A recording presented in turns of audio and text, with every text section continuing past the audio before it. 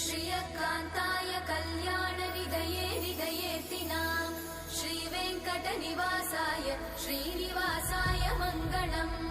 लक्ष्मी सविभ्रमालोक सुभ्रूविभ्रमचक्षुषे चक्षुषे सर्वलोकानां वेङ्कटेशाय मङ्गलम्।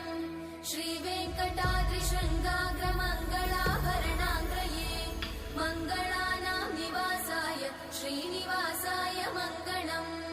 सर्वावयव सौन्दर्य सम्पदा सर्वचेतसां सदा सम्मोहनायास्तु वेङ्कटेशाय मङ्गलम्। नित्याय निरवध्याय सत्यानन्दचिदात्मने सर्वान्तरात्मने श्रीमद् वेङ्कटेशाय मङ्गलम्।